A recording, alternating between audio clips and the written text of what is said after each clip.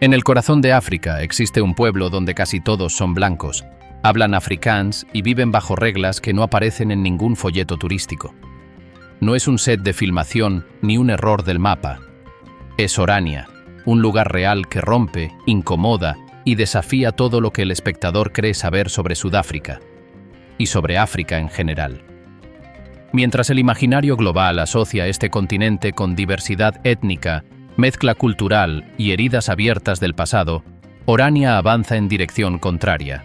Una comunidad cerrada, organizada alrededor de una identidad específica, una economía propia y una idea clara de pertenencia. Aquí, la vida cotidiana no gira en torno al turismo ni a la aprobación externa, sino a la disciplina, la familia, el trabajo y la preservación cultural. Este video no busca provocar desde el ruido, sino mostrar lo que casi nadie explica sin caricaturas. Cómo se vive realmente en Orania, por qué existe, qué intenta proteger y a qué precio. Hablaremos de mujeres, familia, sexualidad y roles tradicionales, de la relación tensa y curiosa con los extranjeros, de símbolos, rituales, creencias y silencios que incomodan incluso a quienes los habitan. No es un destino, no es una ideología y no es una atracción. Orania es un experimento social vivo, y entenderlo obliga a cuestionar todo lo que crees saber sobre identidad, convivencia y el futuro de las comunidades humanas. Llegar a Orania, el pueblo que no quiere ser encontrado. Llegar a Orania no es algo que ocurra por accidente. No hay carteles luminosos, campañas de promoción, ni rutas pensadas para el visitante curioso. Su ubicación, en la árida región del Cabo Septentrional de Sudáfrica, parece elegida con precisión quirúrgica. Lejos de los grandes centros urbanos, rodeada de paisajes secos, extensos y silenciosos, donde el horizonte se estira más de lo que la mente está acostumbrada a procesar. Las carreteras que conducen hasta allí no invitan a la prisa. Son tramos largos, rectos, a veces en mal estado, con estaciones de servicio escasas y pueblos que aparecen y desaparecen como espejismos. A medida que uno se aproxima, la sensación es clara. No se está entrando a un lugar diseñado para ser visitado, sino a uno que tolera la llegada del exterior con cautela. Las primeras señales no venden encanto ni historia. Son funcionales, sobrias, casi frías. No hay colores llamativos ni símbolos pensados para atraer. Todo comunica lo mismo. Este no es un espacio de paso. Cuando finalmente se cruza el límite que marca la entrada a Orania, el impacto no es visualmente explosivo, sino psicológico. Calles limpias, casas ordenadas, ausencia de caos. Un orden que no grita, pero pesa. El visitante experimenta algo difícil de explicar con palabras. La sensación de estar siendo observado sin que nadie lo mire directamente. No hay hostilidad abierta, pero tampoco bienvenida entusiasta. Orania no rechaza de frente, evalúa. Cada gesto, cada pregunta, cada silencio parece formar parte de un examen no declarado. Este primer choque psicológico es clave. En Sudáfrica, un país marcado por una historia de segregación, conflicto y reconciliación forzada, Orania se percibe como un cuerpo extraño. No encaja en el relato oficial del arcoíris cultural que el Estado promueve desde el fin del apartheid. Y sin embargo, existe legalmente, paga impuestos, administra su territorio y se rige por normas internas aceptadas por sus habitantes. Para el visitante extranjero, sea europeo, latinoamericano o incluso sudafricano de otra región, la incomodidad no proviene de una amenaza explícita, sino de la ausencia de referencias conocidas. Aquí no funcionan las lógicas habituales de hospitalidad, consumo o entretenimiento. No hay guías sonriendo ni experiencias empaquetadas. Hay rutina, trabajo y una clara delimitación entre nosotros y los demás. Uno de los aspectos que más desconcierta es la normalidad con la que los residentes viven esta separación. Para ellos, Orania no es un símbolo ni una provocación. Es su hogar. Las personas caminan con propósito. Los niños juegan sin supervisión constante. Los adultos trabajan en oficios que van desde la agricultura hasta la construcción y el comercio local. Todo parece tranquilo, pero no relajado. Hay una diferencia importante. ¿Por qué Orania no se promociona? Porque no lo necesita y, en cierto sentido, no lo desea. La comunidad ha sido clara desde su fundación. No busca crecer sin control ni atraer masas. Cada nuevo residente pasa por procesos de evaluación interna. Cada visitante es, por definición, temporal. El objetivo no es convencer, sino preservar. Esta actitud genera una paradoja fascinante. Cuanto más intenta el mundo entender o criticar a Orania, más hermética se vuelve su imagen pública. Los medios internacionales llegan buscando titulares extremos. Los habitantes responden con frases medidas, silencios largos y una notable disciplina comunicativa. No hay escándalos abiertos, pero tampoco transparencia absoluta. El aislamiento geográfico refuerza esta dinámica. Aquí, la distancia no es solo física, sino simbólica. Estar lejos significa pensar distinto, moverse distinto, relacionarse distinto. El visitante comienza a notar que el tiempo se percibe de otra manera. Los días parecen más largos, las conversaciones más contenidas, los gestos más calculados. ¿Por qué existe un pueblo blanco en África? Para entender por qué Orania existe, hay que retroceder varias décadas y entrar en una zona de la historia sudafricana que sigue siendo incómoda, incluso hoy. Orania no nació durante el apartheid, sino después. Ese dato es clave y suele omitirse a propósito o por ignorancia. Orania fue fundada en el año 1991, en los últimos años del régimen del apartheid, cuando ya era evidente que Sudáfrica estaba a punto de transformarse política, social y demográficamente. Mientras el país avanzaba hacia el sufragio universal y el fin del dominio político blanco, un sector específico de la población afrikáner comenzó a hacerse una pregunta que rara vez se formula en público. ¿Qué lugar nos quedará cuando ya no tengamos poder político? Los afrikaners, descendientes principalmente de colonos neerlandeses, franceses hugonotes y alemanes, no se definen únicamente por el color de piel. Su identidad gira en torno a tres pilares muy concretos: idioma, Afrikaans, memoria histórica y una ética de autosuficiencia profundamente arraigada. Durante generaciones, construyeron gran parte de la infraestructura agrícola y administrativa del país, pero también fueron protagonistas y beneficiarios de un sistema de segregación brutal. Con el fin del apartheid, esa identidad quedó en una posición ambigua, culturalmente fuerte, pero políticamente derrotada. Muchos afrikaners optaron por integrarse en la nueva Sudáfrica multicultural. Otros emigraron, y un grupo mucho más pequeño decidió algo distinto: replegarse. Orania surge de esa decisión, no como un intento de dominar, sino como un intento de preservar. Sus fundadores compraron tierras de manera legal, establecieron una comunidad privada y definieron reglas claras. Solo podrían residir personas que se identificaran culturalmente como afrikaners y que estuvieran dispuestas a trabajar directamente en la economía local. Aquí no hay mano de obra externa barata. Ese es uno de sus principios centrales. Este punto es fundamental para diferenciar dos conceptos que a menudo se confunden deliberadamente: supremacía racial y separatismo cultural. La supremacía implica jerarquía y dominación sobre otros. El separatismo cultural, en el caso de Orania, se plantea como autoexclusión voluntaria. No buscan gobernar Sudáfrica ni imponer sus normas fuera de sus límites. Buscan un espacio propio donde su idioma, educación y estilo de vida no se diluyan. Eso no significa que la historia sea limpia o cómoda. El pasado pesa. Muchos símbolos afrikaners están inevitablemente ligados al apartheid, aunque Orania evite exhibirlos de forma explícita. La memoria colectiva aquí no se vive con culpa pública ni con arrepentimiento discursivo, sino con repliegue. Es una estrategia silenciosa: no confrontar el relato oficial, pero tampoco someterse a él. ¿Qué temen perder? Más de lo que están dispuestos a admitir. Temen la desaparición del afrikaans como lengua viva fuera del ámbito doméstico. Temen que sus valores, familia nuclear fuerte, roles tradicionales, trabajo comunitario, se vuelvan irrelevantes o ridiculizados. Temen, sobre todo, depender de un Estado que ya no sienten como propio. Por eso Orania insiste tanto en la autosuficiencia. Producen parte de su energía, gestionan su educación, controlan su crecimiento poblacional y fomentan una economía interna. No es un gesto romántico, es defensivo. Cada decisión apunta a reducir la dependencia del exterior. El punto donde la historia incomoda es precisamente este. Orania no es ilegal, no es clandestina y no viola ninguna ley sudafricana vigente. Existe dentro del marco constitucional que protege la libertad de asociación y la propiedad privada.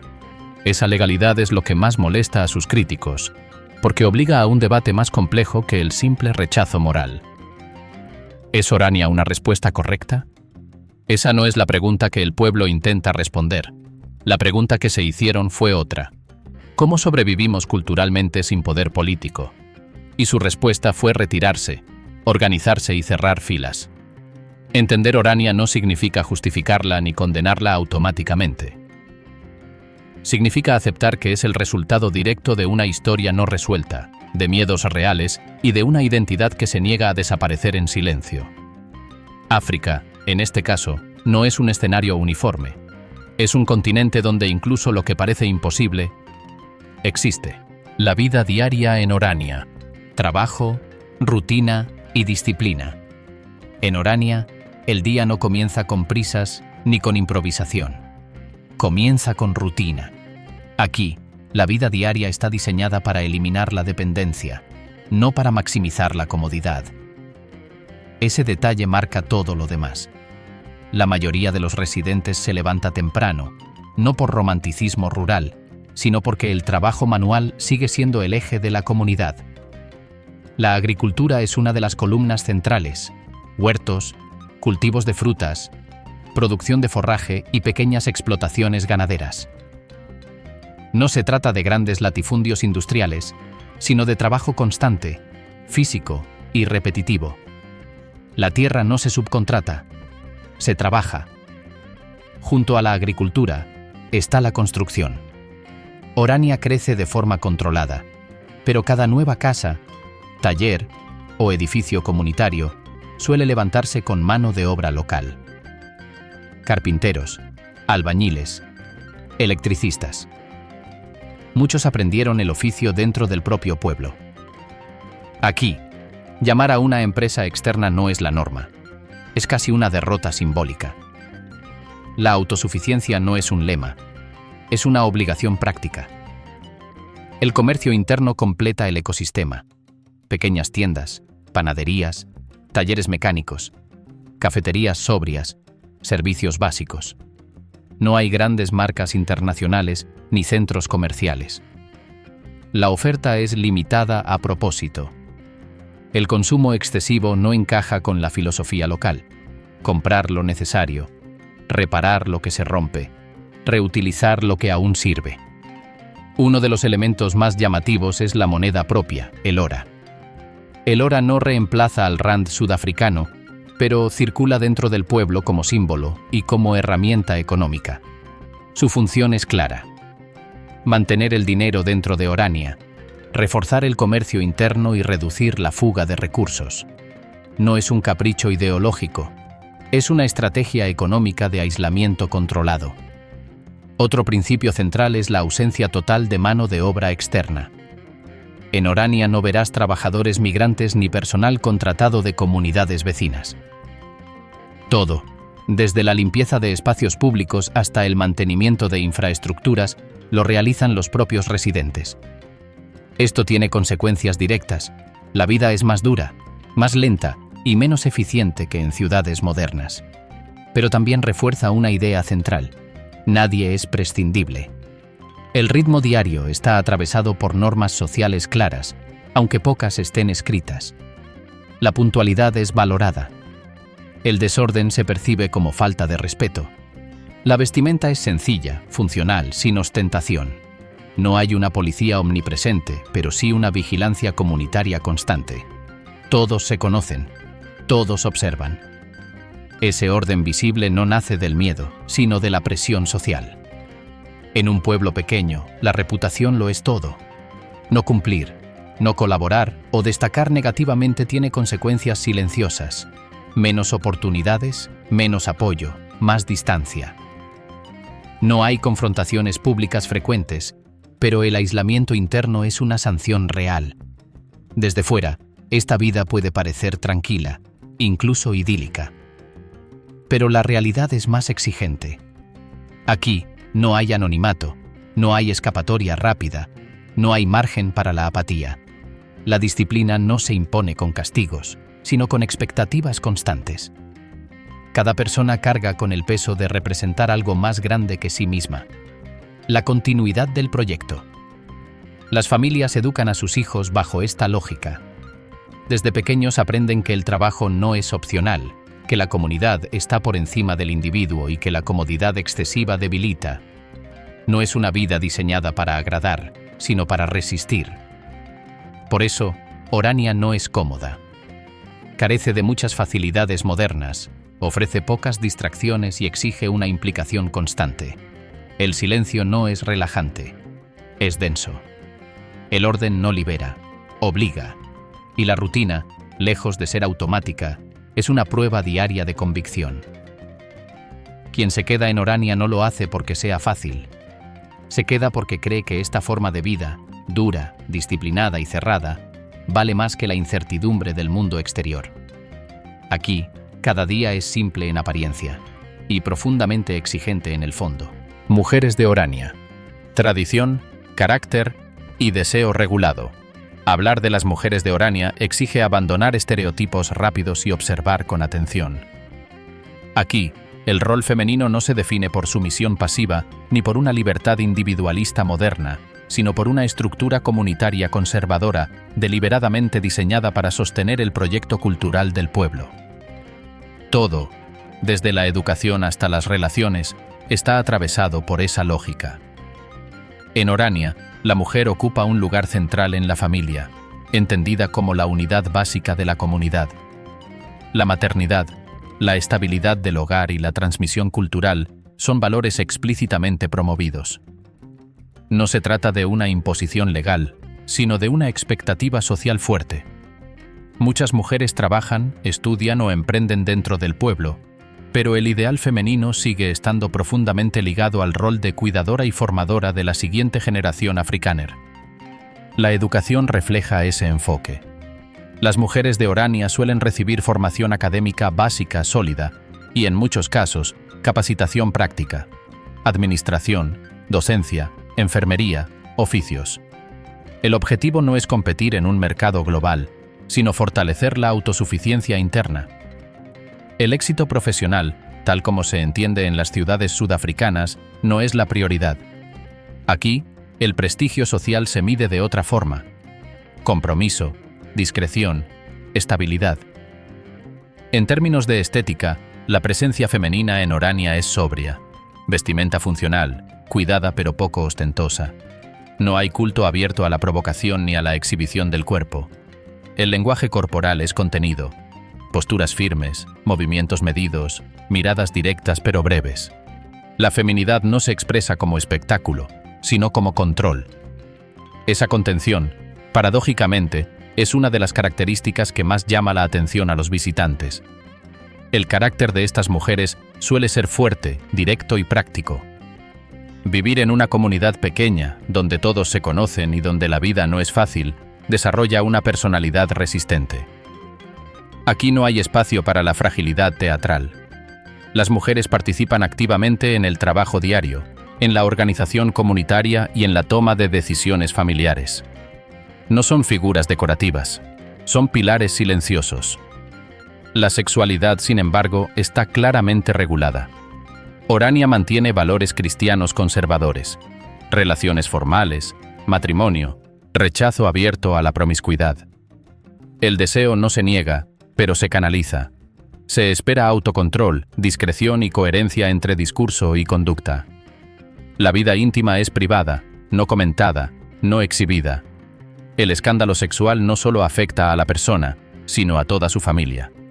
Esta regulación crea una diferencia radical con las mujeres urbanas sudafricanas, especialmente en ciudades como Ciudad del Cabo o Johannesburgo, donde la diversidad cultural, la libertad sexual y la autoexpresión individual son más visibles.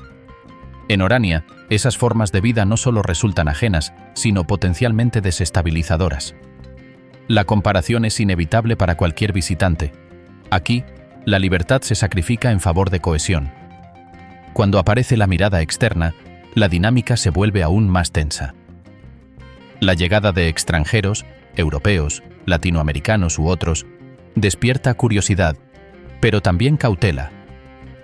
Las mujeres de Orania no buscan validación externa ni atención foránea. El interés puede existir, pero se expresa de forma mínima. Una conversación educada, una sonrisa breve, una distancia mantenida. La atracción externa, cuando ocurre, está rodeada de límites claros y silencios densos.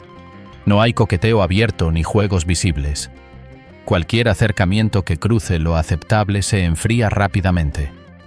El riesgo reputacional es demasiado alto. En una comunidad donde todos observan, el error no pasa desapercibido. Este control no significa ausencia de deseo, sino administración del deseo. En Orania, querer no basta. Hay que justificar, encajar y sostener. La emoción sin estructura no tiene lugar. Para muchos visitantes, esto resulta desconcertante, una atracción que se intuye, pero que no avanza, una tensión que nunca se verbaliza. Las mujeres de Orania no viven para seducir al mundo exterior, viven para preservar. Su fuerza no está en lo visible, sino en la constancia. Y su silencio no es vacío, es una frontera. Extranjeros en Orania. Miradas, tensión y fascinación mutua. En Orania, el extranjero no pasa desapercibido. No importa cuán discreto intente ser ni cuántas veces repita que solo viene a mirar o entender. La sola presencia de alguien ajeno al proyecto comunitario activa un sistema de observación silenciosa que funciona con precisión. Aquí, el visitante no es rechazado de inmediato, pero tampoco es recibido con los códigos habituales de hospitalidad sudafricana. Es medido. Quienes llegan realmente a Orania no son turistas casuales. La mayoría de los visitantes pertenecen a 4 grupos bien identificables: periodistas, académicos, curiosos ideológicos y extranjeros europeos o latinoamericanos que han escuchado hablar del pueblo como una rareza global. También aparecen creadores de contenido y documentalistas, aunque estos suelen ser recibidos con especial cautela. Desde el primer contacto, la diferencia es evidente. En Orania no hay vendedores insistentes ni guías improvisados. Hay miradas largas, conversaciones breves y respuestas cuidadosamente formuladas. El visitante siente, casi de inmediato, que cada gesto es observado no por una persona, sino por la comunidad entera.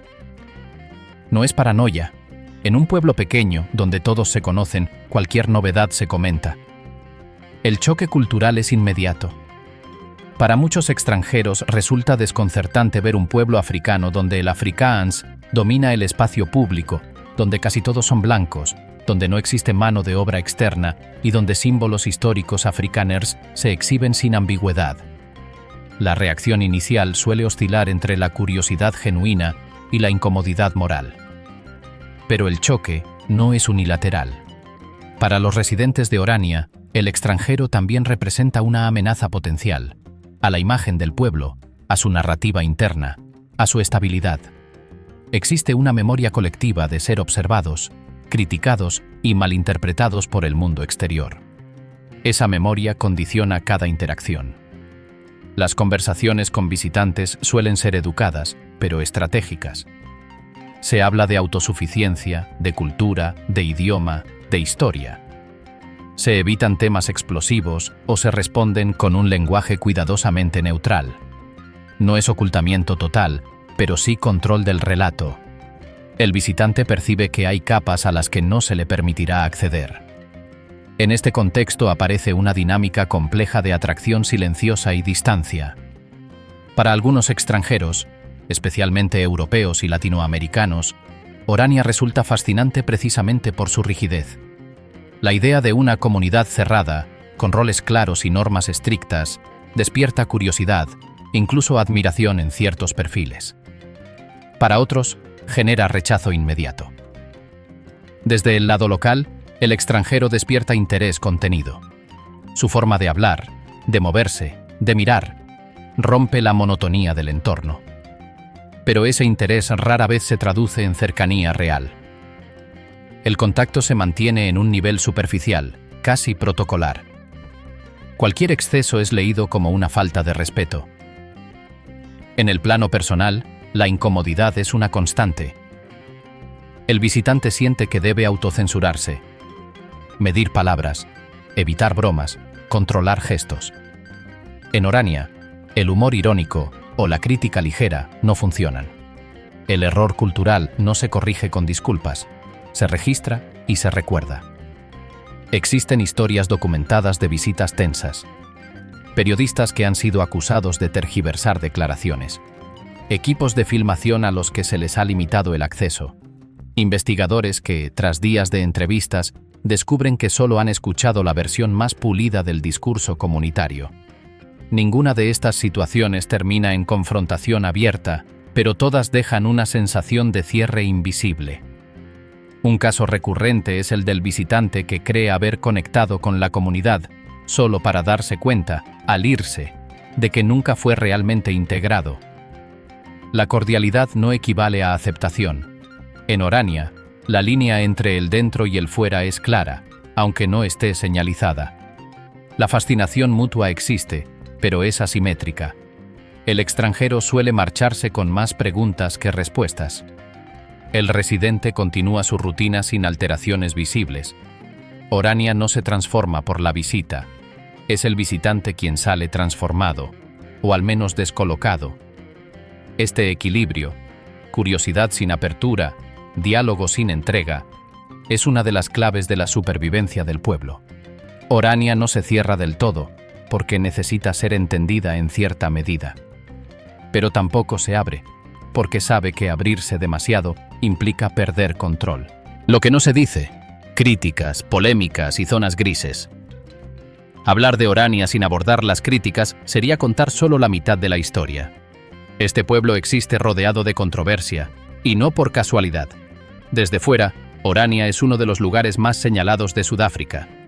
Para muchos, representa una anomalía moral. Para otros, un experimento incómodo que nadie quiere mirar de frente.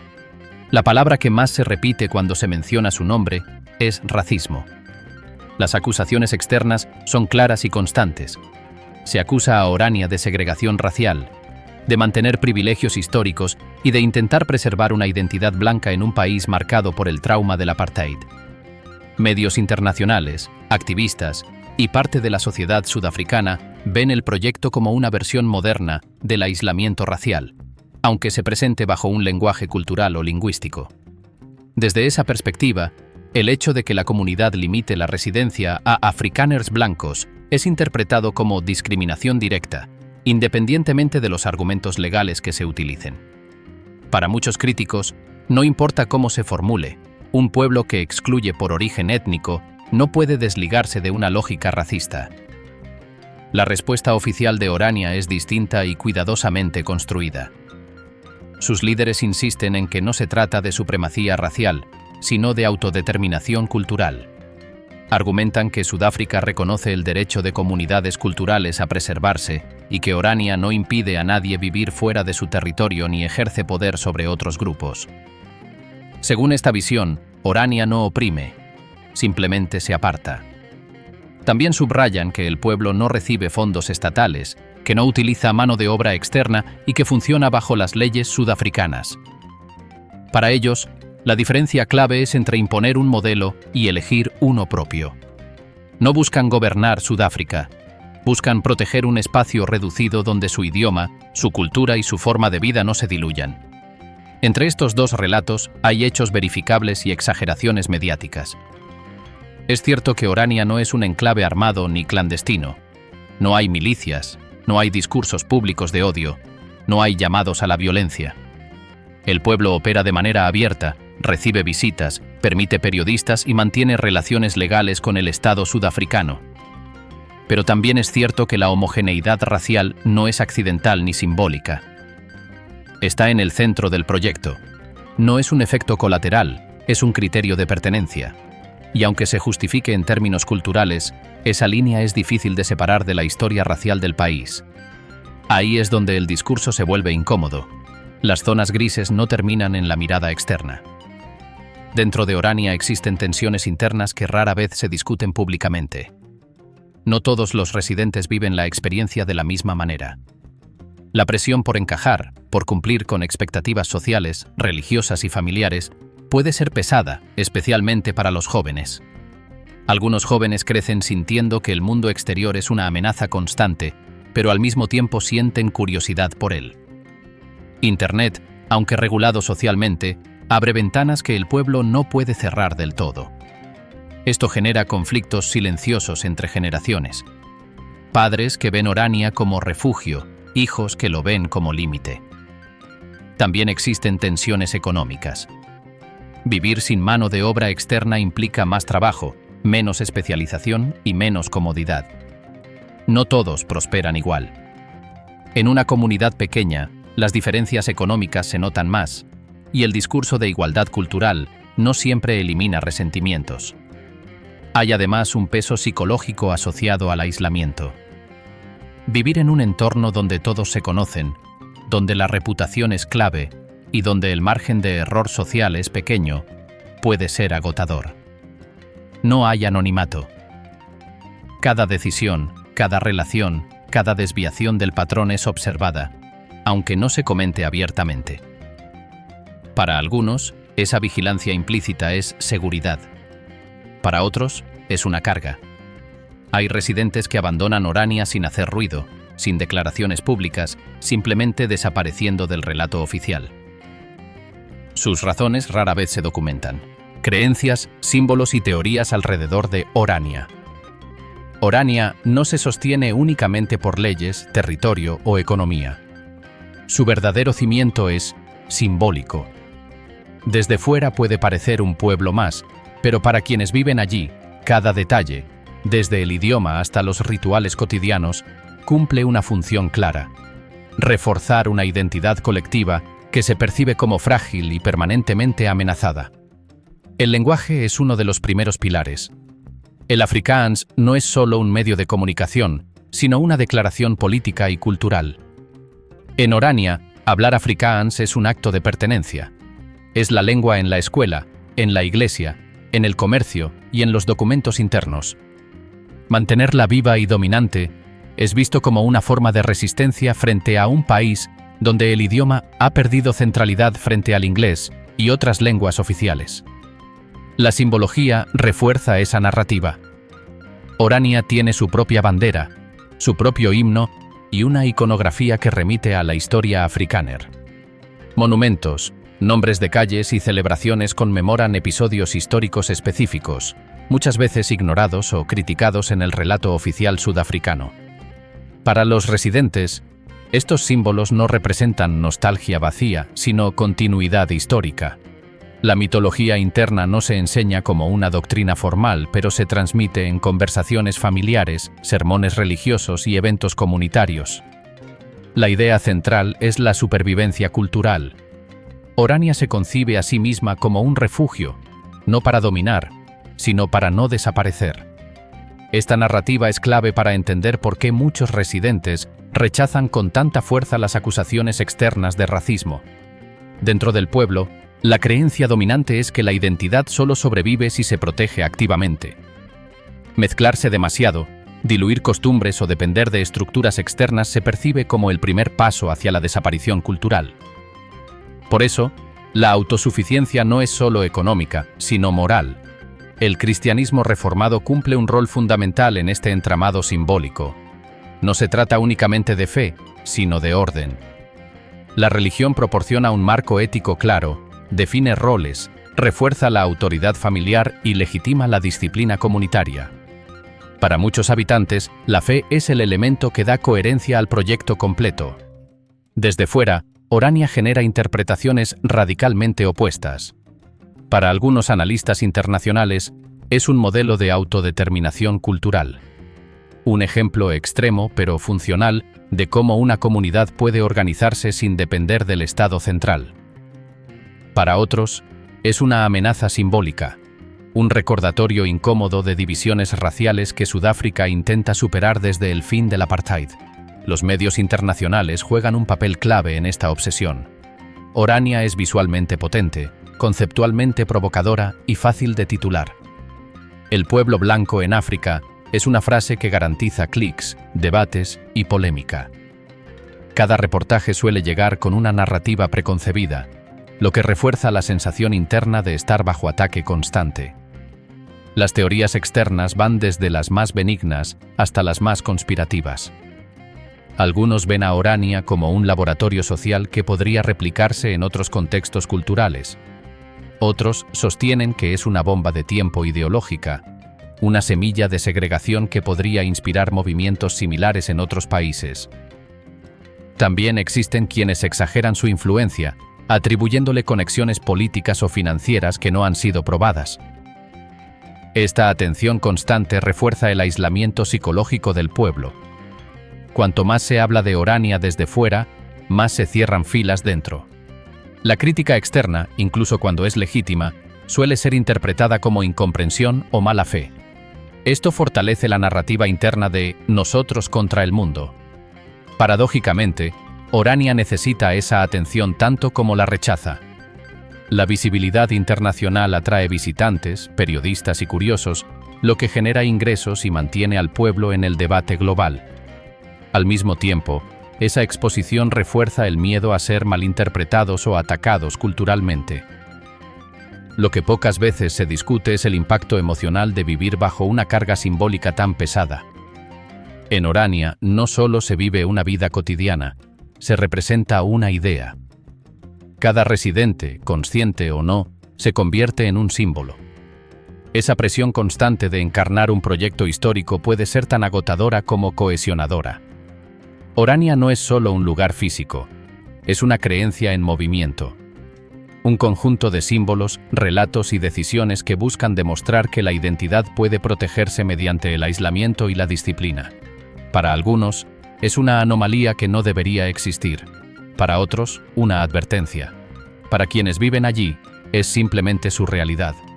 Y es precisamente esa combinación de símbolos, creencias y contradicciones lo que mantiene a Orania en el centro del debate global. No porque tenga todas las respuestas, sino porque obliga a formular preguntas.